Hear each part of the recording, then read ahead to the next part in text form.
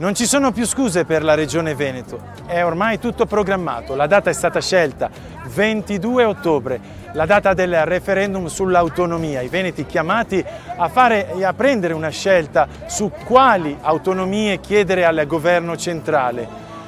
Quali i dubbi? Li fugheranno naturalmente i nostri ospiti in questo speciale, seguiteci. Lei cosa vota? Io voto sì, convintamente sì.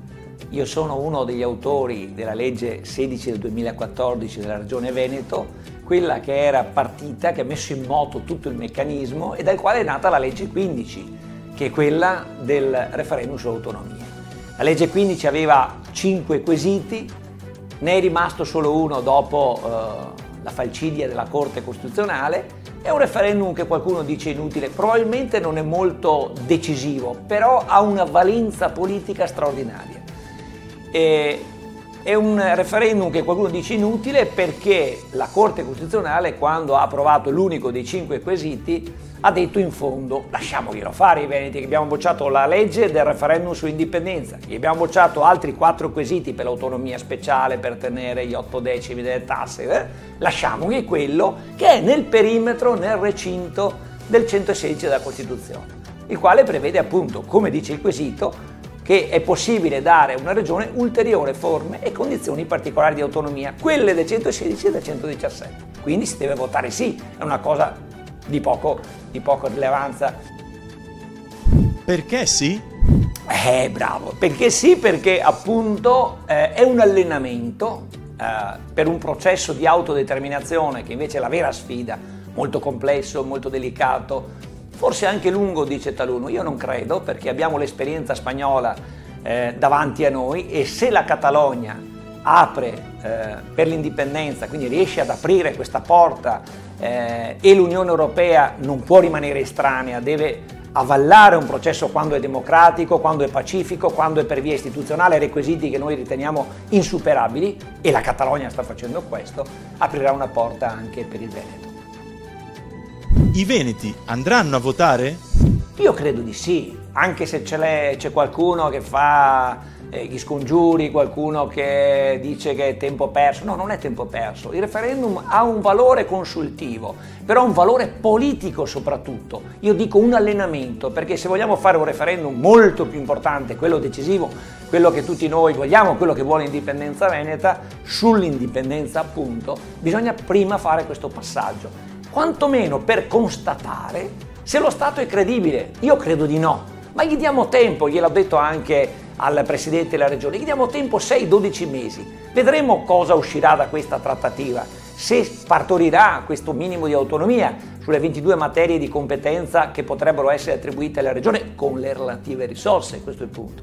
Io dubito che lo Stato sia nelle condizioni politiche ma anche di cassa per attribuire competenze e risorse al Veneto. Vedremo.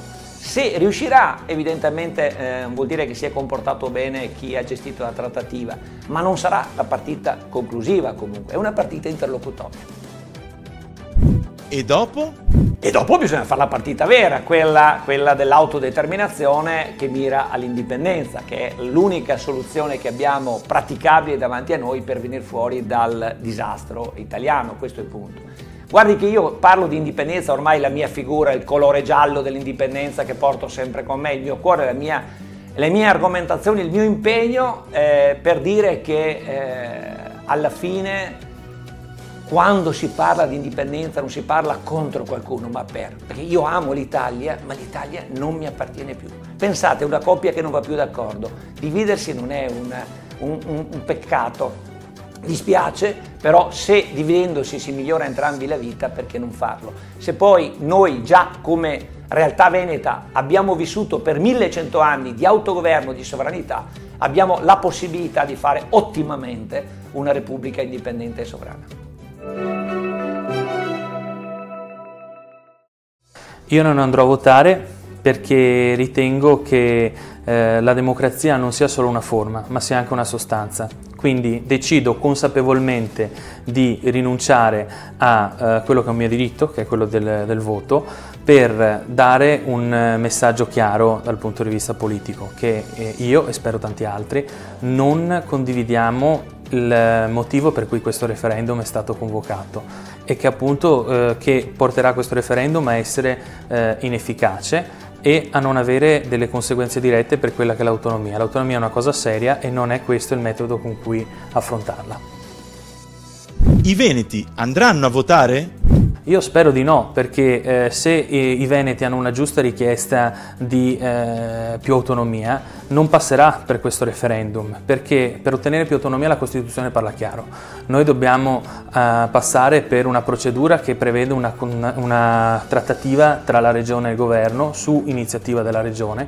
Questa trattativa non è stata iniziata da Zaia, non è stata iniziata, si nasconde dietro al fatto che ci sarebbe una opposizione da parte del governo. Noi questo non lo sappiamo perché non l'abbiamo neanche aperta. Quello che sappiamo è che per esempio la Regione Emilia-Romagna questa trattativa l'ha aperta e adesso sta andando a trattare proprio quelle materie su cui chiedere più autonomia. La Costituzione non parla della necessità di fare un referendum, è stata tutta una volontà politica di Zaia di convocare questo referendum.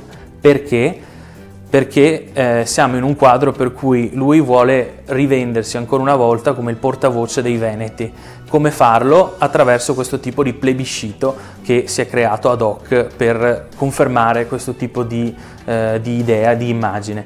La verità è che gli interessi dei veneti non sono più al centro della politica della classe dirigente di questa nostra regione Veneto da molto tempo, e basta vedere a tutti gli scandali a cui siamo stati abituati, dalla questione della Pedemontana al Mose. Insomma, è da molto tempo ormai che gli interessi dei veneti non sono all'ordine del giorno della nostra politica regionale, e quindi uno strumento che ha una domanda che non avrà alcuna ricaduta concreta, perché la domanda dice: vuoi che i veneti abbiano maggiore autonomia?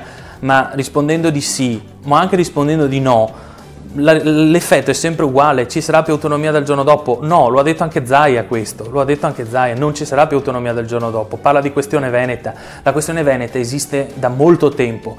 Lo scopre solo adesso Zaia che esiste una questione veneta? Pensa che la regione del Veneto non abbia già da molto tempo espresso chiaramente quali sono le sue preferenze politiche? Io penso che la questione veneta sia già aperta e che lui, come responsabile della regione, doveva procedere attraverso le procedure costituzionali previste per chiedere più autonomia, non far spendere con i nostri soldi, utilizzare i nostri soldi per organizzare questo tipo di sondaggione che è il referendum. Di fronte a una cosa del genere io spero che i veneti rispondano chiaramente, non dando un altro mandato a chi non cura più i loro interessi, ma stando a casa, e io spero alla lunga anche dando un messaggio di cambiamento proprio. E dopo? E dopo appunto bisogna vedere se Zaia riuscirà a ottenere il risultato che vuole, quindi un nuovo mandato plebiscitario. Lui potrà di nuovo vendersi come appunto l'araldo di questa questione veneta. Una cosa è certa: dal giorno dopo non ci sarà l'autonomia.